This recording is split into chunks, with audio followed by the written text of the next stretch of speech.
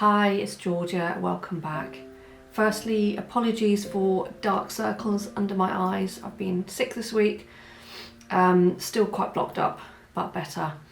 And to top it all, my little guy, my 6-year-old, threw up in his classroom yesterday, so he had to be picked up, although I had the car, so my poor husband had to walk to school because the taxis wouldn't drive that shorter distance. Poor little kid, so he's downstairs now watching Bluey. Bless him. He hasn't thrown up since yesterday lunchtime, but still, to throw up in the classroom, and the poor teacher who had to clean up. I think I need to take her some flowers on Monday or something lovely, because she was just amazing and she was so sweet about it. But anyway, being sick made me think how really I should have made elderberry syrup back in September. I make this every year. I have done for about, I think since lockdown, for about 4 years. And it's actually been a game changer, and the fact that I've been so sick the last kind of 2 weeks on and off proves that I think it does do something. I know you can buy it, it's quite expensive, and it's just really sickly sweet with sugar and glucose syrup. This is also just a nice homemade pure version. I will put the recipe below. I'll also link the original website I got it from, and I videoed myself making it. These are elderberries that I picked myself. I love going in the late summer. There's quite a few places here in Bavaria that you can go and get them just from edges of fields, places like that. There's also a website where you can post foraging tips, where people post them, and you can then go and find amazing places where all sorts of wild fruits, berries, herbs, all sorts of things grow, and it's a really great one. So elderberries are quite magical. They're quite magical and they're healing. And they have a lot of history to them, really, or the trees do. The plant has a lot of history to it in folklore and in just folk tales and things like that, as well as being quite healing and quite a magical little fruit, as well as obviously the flowers in springtime, where you can make elderflower syrup, elderflower wine, lots of yummy things and healing things. I have some notes here, so apologies if I look away. So yes, so first of all, I will show you a video of making the elderberry syrup. I'll talk you through it as I'm making it, and then I'll give you a little bit of history about the elder tree and elderberries, and what they are in mostly Western mythology, Western folklore. I'd like to preempt it by saying I do try to eat healthily here. Lots of satsumas, apples in my fruit bowl, but obviously it wasn't enough this time to boost my immune system. For the elderberry syrup, obviously we need elderberries, either fresh or dried, and we've got some ground cinnamon here, and also some ground ginger. I did actually find some fresh ginger in the fridge as well, which was great, and honey to sweeten at the end. It's important this is added at the end. Now I sped up some things. You can see I'm peeling the ginger, but actually I decided that you could put it in with the skin because you're going to strain it out anyway. So I will speed up some parts of this because it's not that interesting and important that you see all the details of cooking.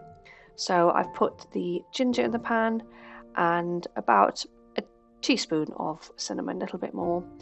You sort of add to taste, and also a tiny bit of extra ginger just to give it the kick. You can also add cloves, but I didn't actually have any at home. I'm only measuring out the elderberries so I know how much water to add. That's just bits of ice you could see because I'd frozen them. And it's about 3-to-1 ratio if you use dried elderberries. It's a little bit less if they're fresh elderberries because they still have the juice within them. So you just boil them up, all the ingredients together, stir it every so often. I used my porridge spoon so it didn't get any weird garlic or other spices flavours from cooking other food.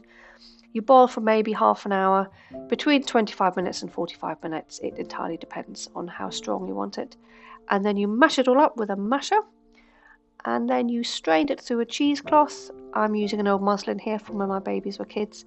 Strain it through and make sure you really squeeze out the berries to get every last drop of juice out, every last bit of goodness and wonderful health. So here I am squeezing it out.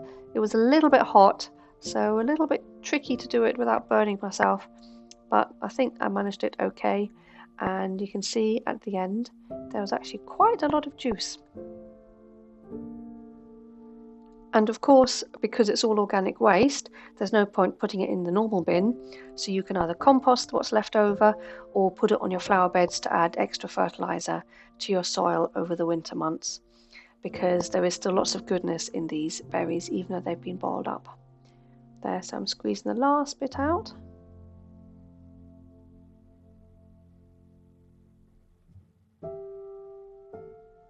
Look at that. Look at that colour. Now the final bit is adding the honey. Make sure it's not too hot, because otherwise all the goodness from the honey disappears. It should be less than about 70 degrees centigrade, which is, I'm not sure what in Fahrenheit, but 100 is boiling. So you should be able to just put your finger in, a little bit too hot maybe. Stir it in, stir it clockwise, and add your positive intentions. If you stir it anti-clockwise, you get rid of things. That's what you want to get rid of negativity. If you stir things in, you can do this with your coffee or tea in the mornings as well. So always stir clockwise if you want to add goodness. So stir your good intentions for good health and abundance and just happy thoughts.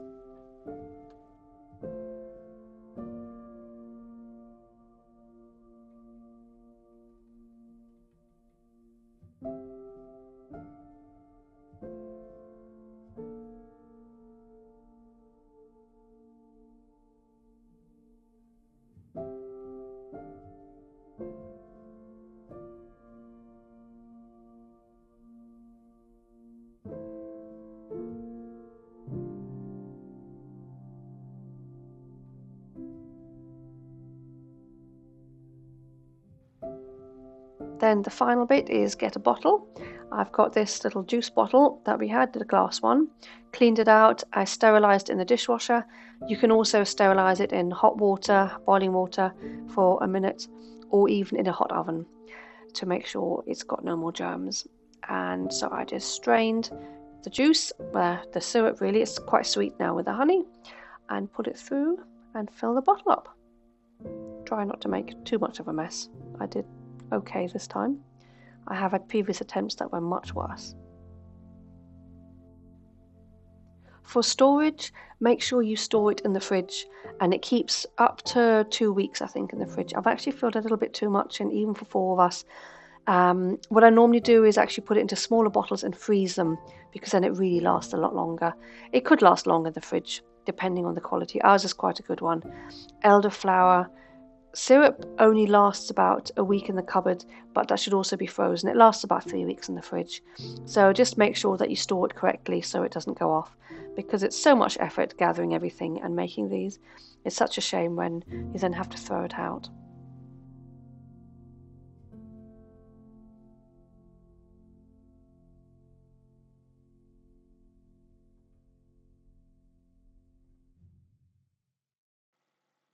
There we go, then we just clean up. It did stay in the bench a tiny bit, but the marks are gone within a couple of days. And I got a new label printer the other day. I'm quite excited.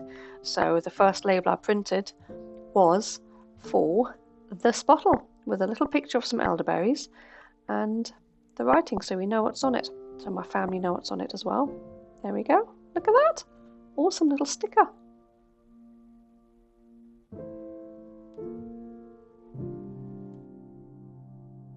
Now, hopefully, the syrup will make us feel better as a family as a whole. It's mostly respiratory, but because it is rich in antioxidants and other vitamins, it does help in general health as well. You shouldn't take it every single day. The advice is normally either 1 week on, 1 week off, 2 weeks on, 2 weeks off, similar. And you start just before the autumn starts, so around September, basically when they're ripe, and you make your syrup then. And you shouldn't need it really past midwinter starting or the early winter, because by that point your immune system should be healthy, but you can keep taking it on and off with breaks in between. Okay, now brief history. Let me go back. History and pagan folklore. Now, elder trees are revered across cultures. The elder tree, interesting enough, elder doesn't count really as a tree, it's more of a shrub, and you can see quite often you just have the shrubs that grow bigger and wider. There's not one tree trunk, like let's say an oak tree. So it's not classed as a tree as such, even though it is a tree. It's a weird in-between thing. I do have one in my garden that's not growing too well, because growing it at home does protect you from unnecessary unpleasant spirits, negativities, things like that, because they attract the negativity and absorb it apparently. Now the elder tree is sacred in Norse mythology and is connected to the goddess Freya. Celtic druids as well saw them as protectors. Now also, if anyone is into Harry Potter, you know the Elder Wand is the wand that belonged to Dumbledore. So the ultimate sacred magical tree is the elder, and the branches, because they're thinner, they make wonderful magic wands. I have yet to make one, but they're quite nice. Again, if you ever want to harvest anything from any trees or shrubs or plants, always ask permission first and then take only what you need. People believe that elder trees actually have spirits, and that if you cut one down, it could bring misfortune. So I'm not going to cut mine down, although it is very little and not growing too well. I think I may have planted it in the wrong place. But let's see, hopefully it'll grow better next year. I had a tiny bunch of berries this year, so it's growing a little bit. Hang on, I need some tea. And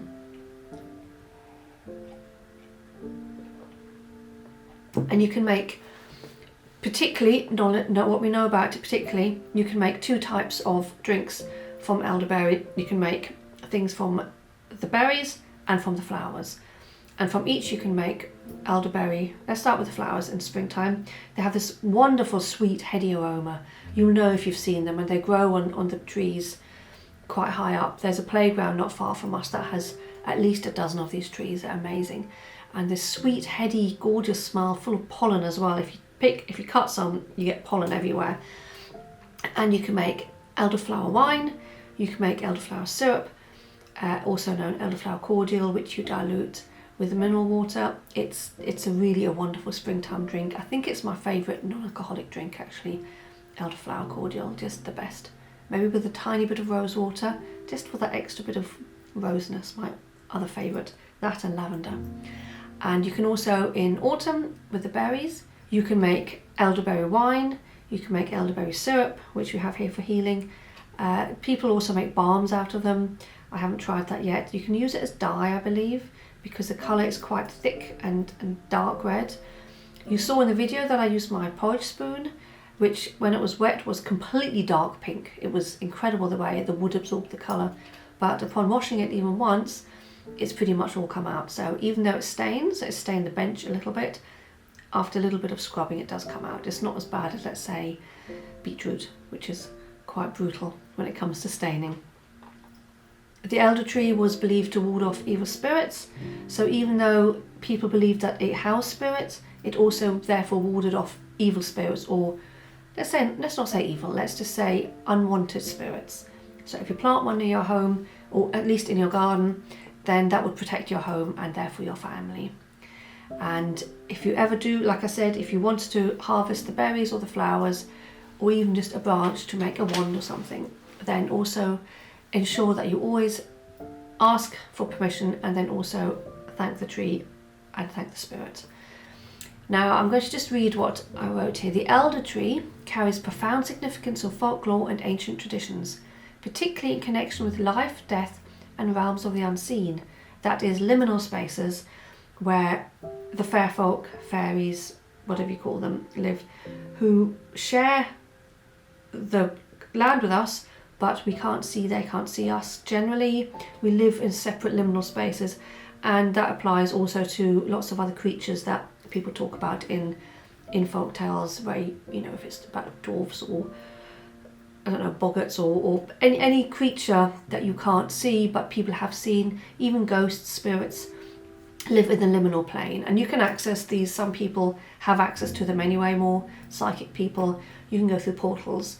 We live on the same plane as so many of these, we just don't see each other. It's a very interesting, almost parallel universe, but not quite, because we're on the same plane. But maybe I'll do another video on this at some point. Liminal spaces are kind of cool, and certain areas have more liminal spaces, like ley lines, especially where they cross. You know, Glastonbury, Stonehenge, Egypt, the pyramids, a lot of these places. There is a story in German folklore, one of the Grimm brothers stories, called Frau Holle, which is also known as Frau Holder in some places. She was associated in Scandinavian folklore. She's actually known as a witch, and she's revered as the witch goddess the queen of dwarves, elves and other beings of the elemental realms, so again of the liminal spaces. The story of Frau Holle that I know from my childhood is essentially where these two girls live with their mother. One is very hardworking and has blonde hair and is beautiful, and her sister has dark hair. My sister's blonde, we always had this comparison. Is terribly lazy, never does anything, but is her mother's favourite. This is where the comparison ends, by the way. And one day, the blonde girl, who is vilified by her mother and her sister, even though she does all the work, cut herself where she was, I think, spinning, or she got blood on it or something, the spindle, I think, and she went to wash it in the well. And as she leaned over to wash it, she fell into the well. Wells are also portals. Any water is a portal, a lake, a river, any still water, and wells in particular. And so she falls in, falls down, a little bit Alice in Wonderlandy, down the rabbit hole well, lands on this beautiful land, comes across, first of all, an apple tree full of ripe apples, and the apple tree says, "Oh, shake me, I'm already all ripe, all my apples." And she goes, "Oh, okay," shakes the tree and then piles up all the apples nicely.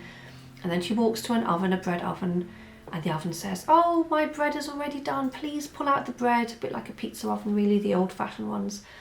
So she goes, "Oh, of course," and pulls out the freshly baked bread and puts it down on the side. And then after that, she comes to a house where there's a nice old lady, and she says, "Oh, come in, I'm Frau Holle. If you stay with me and do everything I ask you to do, then you'll be richly rewarded." And the girl goes, "Okay." I love how no one questioned anything back then. "Okay, I'll just live with you, strange lady."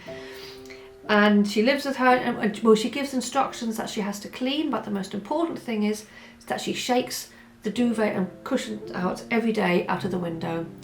And there were feather cushions and duvets, and then the feathers would flap down, and this would create snow on Earth.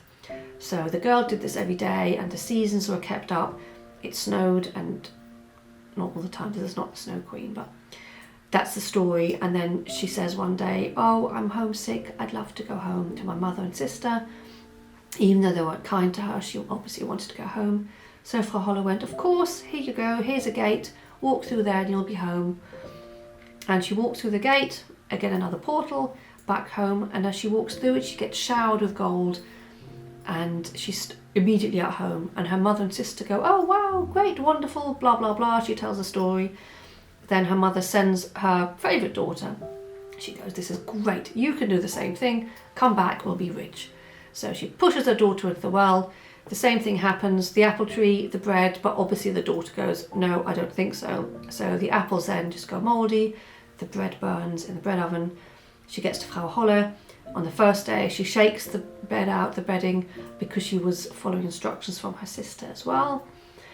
And then after a couple of days, she stops, can't be bothered, doesn't even get out of bed. And then eventually Frau Holle goes, "Do you know what, you can just bugger off back home." Sends her through the portal gate, but instead of gold, she gets showered with tar, which is also known as Pech in German. And Pech also means bad luck.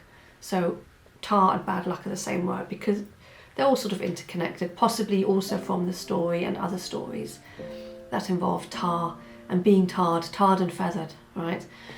So she goes home covered in tar, and her mother's like, "Oh no," and the cockerel crows, calls her the Pechmarie, and the other girl he calls the Goldmarie.